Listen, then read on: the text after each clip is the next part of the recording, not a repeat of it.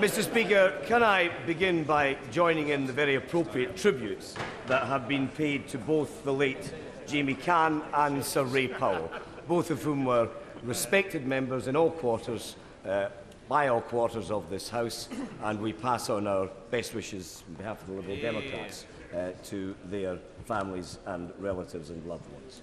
And secondly, it is my very pleasant task indeed to join in the congratulations, first of all, to the honourable gentleman, the member for Carrick, Cumnock and Doon Valley. I don't have to practice that over hard. As somebody said to me in a television programme when I listed off the title of my own constituency, it sounds like a firm of accountants. And we share that feature in common. But I, on the serious side, very much agree with what the honourable gentleman was saying about how welcome the emphasis on increased foreign aid and international obligation is in this Queen's speech. And I pay tribute to the long-standing work that he has done both ministerially and when he was in opposition over many years, through the 80s in particular, in this field. Indeed, I think I'm right in saying that such was the honourable gentleman's track record globally in his opposition days, in defence committees, on foreign affairs committees. It was the late Donald Dewar, I think, that remarked rather percipiently of him that the thing about George was, if he ever found himself, which frequently happened to be the case, it has to be said, as the press recorded on many occasions, if he ever found himself in a global trouble spot, there might have been a military coup or perhaps a civil war, you could always find George because he would be in the radio station, broadcasting to the rest of the globe about what was happening. And I do remember in my first Parliament, we had just entered the summer recess of that year, I think 1983, and the Guardian newspaper decided it would run a competition for its readership. And the prize was a bottle of champagne for the first sharp-eyed Guardian reader who could spot the first Member of Parliament to demand the recall of Parliament. And the next day's edition of The Guardian carried a clarification saying that the competition was now suspended because a sharp-eyed reader had written in to say the day The Guardian had started the competition, the day before the honourable member had already demanded the recall of Parliament. Never one to miss a trick. And he has been at his most persuasive this afternoon. I only regret I've never been able to persuade him to the merits of proportional representation. Unlike his much more enlightened honourable friend, the member for Bethnal Green and Bow. We have in the past worked together on electoral reform issues through the Make Votes Count campaign. I wish her every success in her chairmanship within her own party of the ongoing campaign there for electoral reform. I hope, like me, she will not miss the opportunity. It will occur during the course of this parliamentary session just starting to remind the Prime Minister there is a commitment in that last Labour general election manifesto after next year's May local elections to review all the voting systems, and if he's not susceptible to my persuasive charms, I hope he will be susceptible to the persuasive charms of his honourable friend behind him. And she also has, over the years, I think, impressed, in the best sense of the word, very many of us for her independence of mind and spirit on issues as wide-ranging as Afghanistan to asylum issues. And I suspect she subscribes to the Thomas Jefferson view of life that a little rebellion now and then is no bad thing. I don't expect the leader of the Conservative Party to be saying that in his sleep at the moment. And I wonder if she might find aspects of this Queen's speech perhaps might lend themselves to encourage her in that direction. And I look forward to that in coming months. Because in many ways, Mr. Speaker, the Queen's speech today defines what are the new fault lines of British politics as we go into this 21st century. The old, more sterile and outdated arguments about left versus right. And I think the arguments we've seen across the dispatch box between the two party leaders make this point. They are increasingly now being superseded or supplanted by arguments between those who pursue a liberal as opposed to an illiberal approach. And there is much in this Queen's speech, not least where law and order and crime and punishment measures are concerned. There is much that is sensible in these, but there is much also that is too illiberal. And it is clear from the point of view of the general stance of the Conservative Party that a properly effective opposition critique and approach towards the government's measures are much more likely to come from those who are instinctively liberal and democratic in their approach, both in this House and indeed in the House of Lords, as we saw up to and including just last week with the progress of the last session's parliamentary procedures and the changes that we were able to make there. I do, however, Mr. Speaker, want to express some surprise about one of the choices that the Conservative Party have made in respect of this Queen's speech. Many watching from the outside will not know how our procedures work in this House. We are in the process of modernising. We've certainly been giving full support to the Leader of the House in his efforts in that direction. One of the issues I would like to see modernised with a view to a future Queen's speech is the fact that as things stand at the moment, the Conservative Party decides the themes for each day of this Queen's speech debate. I find it unbelievable, and I think people outside will as well, given the long shadow that the international situation is casting in this chamber and across this country, that the Conservative Party has not allocated a day to discuss defence and foreign policy. One can only speculate why. Well, look at our speakers. On the situation with Iraq, as we saw during the parliamentary recall, the leader of the Conservative Party has positioned himself. It's not even a matter of so close to the British government, it's so close to the American administration that he does not have valid questions to ask which need to be articulated. Yes. But I find it even more incredible, actually, in response to a question at lunchtime today, that the chairman of the Conservative Party was asked by an interviewer, why is there no day allocated by the Conservatives, it's in your gift, to foreign affairs and defence? And she said, because we want to concentrate the focus of our discussions and attack over the coming week on the public services. Well, how very interesting.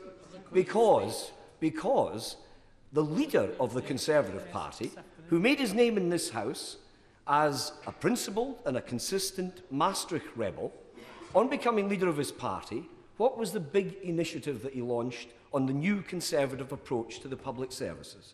It was to ask his front bench spokespeople to go round the rest of the European Union, finding out why Europe delivered better public services than the Tories had ever been able to achieve in 18 years in power.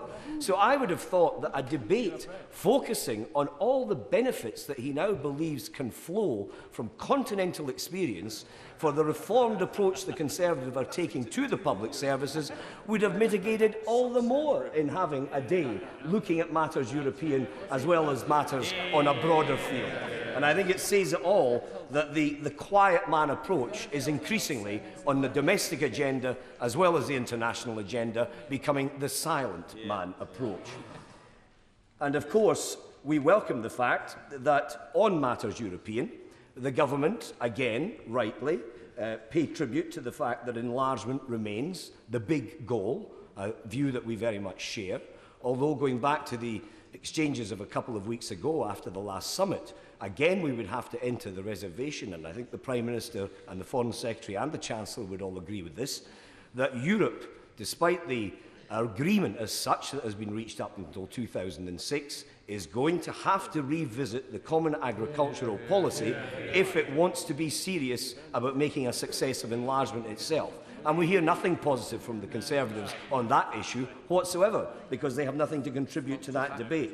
And indeed, if I could also say in passing that when agricultural matters are being considered, it is important that the Prime Minister, with an eye to very many fragile communities round our coastline and round our country, puts maximum political support behind the plight of the fishing communities up and down the land who now face such an uncertain future. On the situation in Iraq, and it may be that there will be, beyond the Queen's speech, an opportunity for a fuller debate on this. Clearly, it is welcome, the progress that has been made, both in influencing the American administration, in terms of recognising the legitimacy of the United Nations, and we hope, of course, the readmission of the Weapons Inspectorate and some kind of sensible, authoritative international analysis of the situation on the ground with regard to weapons of mass destruction. But the American administration must surely realise that, having been so dismissive of the UN earlier, and now having been much more realistic and responsible in their attitude to the United Nations, that if the weapons inspectors enjoy the unfettered access against a clear timetable that we believe they should, and if they come back with qualitative information based upon that, the moral mandate must rest with the United Nations itself. And we must not allow the situation to slip in favour of those more hawkish elements in and around the Bush administration, who in their hearts, many of us suspect, would still prefer a unilateralist approach, with Britain tagging along if possible, rather than maintaining the international coalition of interest against terrorism, which has been such a successful feature since September the 11th last year. Of course. These particular elements' behaviour, rather surprising. But after all, it was Mr. Rumsfeld who went to Iraq to negotiate on behalf of his firm on oil interests in 1983, and Mr. Cheney, whose firm Halliburton had the most intimate connections with Iraq as late as 1994. Isn't it a bit strange? Well, the honourable gentleman is himself, as Father of the House, something of a parliamentary deity, but I read with very considerable interest an article by the incoming new Archbishop of Canterbury, which indeed touched upon some of these very matters recently in the Daily Telegraph. And I think that there is a growing perception at a very senior level in different walks of life that some of the decisions that have been taken, or some of the attitudes that are being espoused, cannot be divorced from some of the economic and business background of recent years, going back over several decades. And finally, on the immediate issues, as the Prime Minister did mention the firefighter dispute, he has to be correct, and the firefighters, the fire brigade union leadership, must recognise they should have contributed to the Bain inquiry properly to begin with. My honourable friend, within whose constituency the national headquarters of the FBU is located, himself on behalf of our party made a submission to that inquiry. And we certainly share the view that there has to be restructuring, that can accompany the additional salary increases that are on the table, and that the government, in the form of the Chancellor, should be willing to recognise his obligation to help the local authorities to actually make that package possible. The government have slightly hidden behind the argument that there will be savings to be achieved in terms of providing a fire service, and that these can somehow be transferred into helping to assist the payment of additional salaries. Not so. Not so, at least in the short term, because some of the savings will accrue several years further down the track, as is so often the way with restructuring in any working setup. But it will cost more in the short term to save more in the longer term. And I think that the government have got to recognise that. And could I also just say, and I do say this as a final reflection on the Conservatives and their contribution to this. The leader of the Conservative Party was back to the issue he was asking the Prime Minister a couple of weeks ago. But one of his shadow cabinet colleagues on the media last night, who speaks for him on defence issues, and I read out the quotation, said, and this is to help what is already a very difficult situation on behalf of the Conservatives, I quote, "You almost wonder whether the Firefighters Union is being paid by Saddam Hussein." That is what a member of the Conservative shadow cabinet said on BBC television last night. How immature and how inflammatory at a difficult time as this. And I do hope the leader of the Conservative Party will distance himself from that kind of discussion. Of course. While we're talking about inflammatory and infantile contributions, would the right honourable gentleman care to retract what he said at the Liberal Democrat Party conference when he said that America, facing what it's had to face over the last year, he said that there was more than a hint of imperialism in their actions in respect of Iraq. Does he stand by that, or does he withdraw it? Spot on. Well, I certainly did say that there was more than a hint of imperialism, because that speech was delivered the day after Mr. Rumsfeld had made a speech in which he spoke about the decapitation of Iraq. Now, if he thinks that's the kind of language that the Secretary for Defence for the United States should be using in such a dangerous situation, I think there are those of us in the politics of this country who are quite right to point out the dangers of such an approach. Moving to the other details of the Queen's speech, it is welcome that there is more pre-legislative scrutiny. That has worked well in the Scottish Parliament. I think all would agree on that. It will be looking at aspects of housing policy, just in a moment, aspects of housing policy, management of nuclear liabilities, the laws and corruption. It is a very good innovation, this. We would like to see more of it. That aspect is to be welcome. I give way. Mr. Speaker, I'm very grateful to the leader of the Liberal Democrat Party. Could he tell the House, does he now think that the government is proposing to spend enough on health and education to deliver high-quality services, or is he recommending to the House more spending and higher taxes? Right. First of all, we voted with the government for the extra expenditure which will now go in. And that delineates our position fundamentally from his own party, obviously, because they voted against the extra investment going in. And I can assure him that we will be reminding the public of that at hourly intervals between now and any forthcoming elections that come up. The second point is that, having supported that investment, we have also argued, specifically where health expenditure is concerned, that we would like the investment announced, welcome though it is, we would like greater decentralization than the government is proposing in this speech on health and education, because we think the money could be more efficiently deployed. And in particular, where health is concerned, we have at our conference this autumn argued that national insurance contributions should be earmarked specifically towards the health service. Our argument in favour of that being that, unlike the short, time-limited commitment that the Chancellor is able to give, national insurance contributions go on year after year after year and are a rolling fund for ongoing additional health service investment. And I'm grateful to both our Conservative colleagues for their interest here, and I should just point or bring to the attention of the House that the percentage swing in each constituency needed for the Liberal Democrats to win those two constituencies at the next election is under 4% and 7% respectively.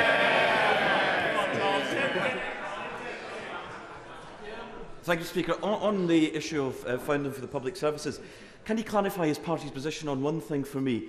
The Liberal Democrats, as part of the Scottish Executive, have approved a PPP and PFI bid from Inverclyde Council for £80 million to improve our schools. The Liberal Democrats on Inverclyde Council have opposed this bid and said they're not taking the money under any circumstances. Can you tell me which particular bit of Liberal Democrat policy he supports, the policy in Edinburgh or the policy in Greenock? Because otherwise the impression is going to be given that you have two completely different policies on the same issue. I say to the honourable gentleman, and I think the Prime Minister will share this view, welcome to the devolution politics that is Britain today. Because his party, I would like his party and his party leader find themselves defending one Labour policy on university funding in Scotland and a different policy in England and Wales. And that is the truth of the matter. He should also talk, as I did recently, with Jim Wallace, the Liberal Democrat Deputy First Minister in that coalition administration in Edinburgh, with the Scottish TUC, who themselves will say that they find the general Liberal Democrat approach on the private finance initiative more sympathetic to their concerns than what the Labour Party have been arguing for. That is the truth of the matter. He should go and talk to the TUC. He might well find it very educational indeed. Now, I do not... You might not say that afterwards. never mind the PFI, can he explain why Mr Jim Wallace was in favour of a full-scale privatisation of the prison service in Scotland, and even now proposes an extension of it, while his colleagues here argue that there's been over-privatisation south of the border? Well, I'm very surprised, coming from a former MSP and a former leader of the Scottish National Party, who curiously enough decided he preferred to stay at Westminster after all than serve in Edinburgh, that he doesn't understand the way the Scottish Parliament works.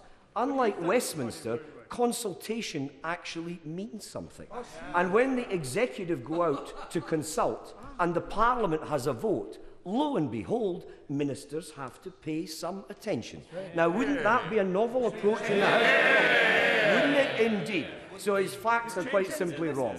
I would like to make some progress. Now, the mental health bill has been... I'll come to him in a moment, of course. I'll come to him in a moment. I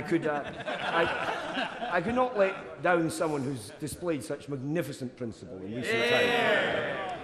The absence of... despite the draft legislation of June of this year, of the mental health bill is a serious omission. It is a serious omission largely of the government's fault and culpability because, of course, the draft legislation they came out with, following the consultation, following the Green Paper and so on, so angered so many professionals and those involved in the interests of patient rights, not least in the community. The sadness is that whilst we would have been opposed to many of those measures, there was all-party agreement in this House for an awful lot of other components in that legislation, which were very good features, and that has been lost at the same time. And I hope, therefore, in the course of this session, that if they listen with greater care, it does go back to this point of consultation, if they'd listened with more care to the consultation process at the time, there would be a bill with very broadly based all-party support and progress being made on that matter.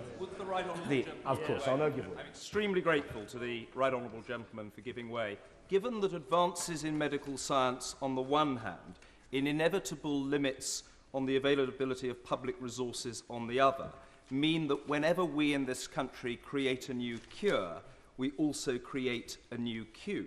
Would the right honourable gentleman care to say something more about the precise structural reform of the National Health Service which would enable his party more effectively to translate care from a word to a deed? And my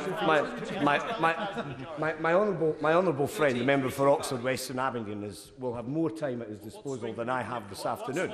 But what I would say to him is this, that, and I think, having heard his contributions on this issue over the years, he would share this view, that there has to be a more fundamental political shift in terms of the management of the politics and the aspirations of healthcare in this country between crisis intervention and actually moving towards prevention and promotion. And that is something that is a very high hurdle in politics to overcome, because the easier debate is always the debate about statistics, and it's always the sense of Groundhog Day that we're seeing repeated in this Queen's speech, which is let's have another reform bill, rather than actually try and target something in a longer, more sustained way. Mr. Speaker, on terms of the changes being made to broadcasting and communications policy in this country, I do think, and again it was interesting the way that it was phrased from the Conservative front bench, that it is very important to get the new regulatory framework in position first, before fast and loose decisions may be taken about TV ownership and who has the right of control in terms of potential monopoly provision in this country.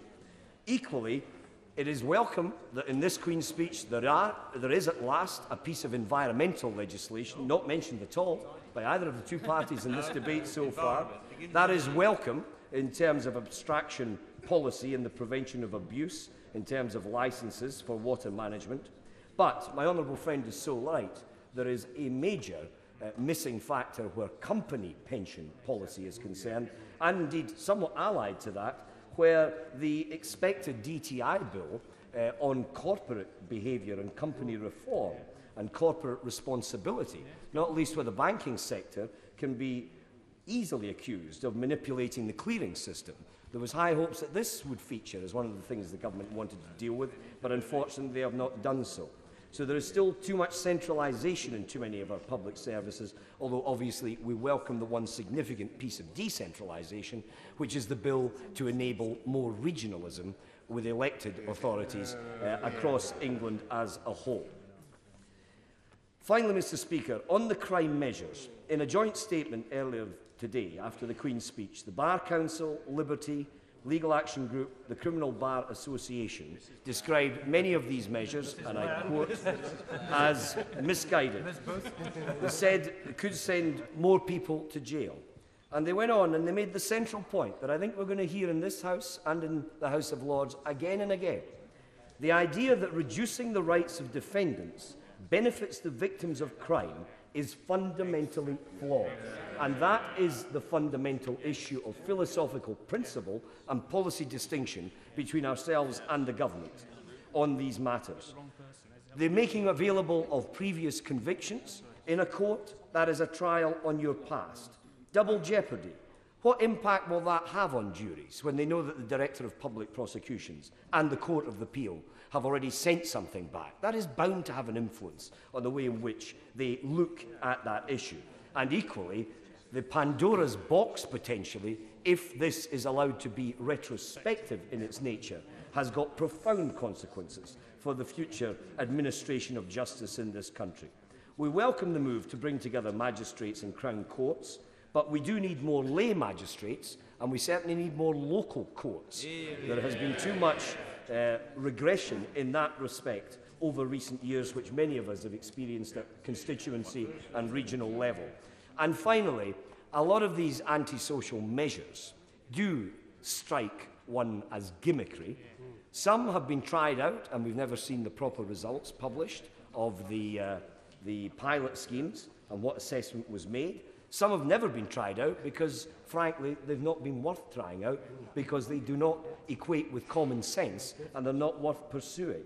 And the real big issue here, particularly about young people and the kinds of issues the government are addressing, and again we all know this from our constituency experience, the biggest single thing is not another full range of bills like this in a Queen's speech, but it is to redress the trend of the closure, the withdrawal of youth facilities at community level up and down the land.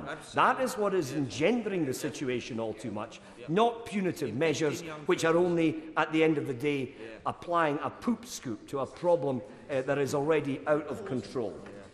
On domestic, European and wider foreign policy, therefore, Mr. Speaker, there is a need in this Queen's speech and in this parliamentary session that follows it. There's a genuine need for effective opposition.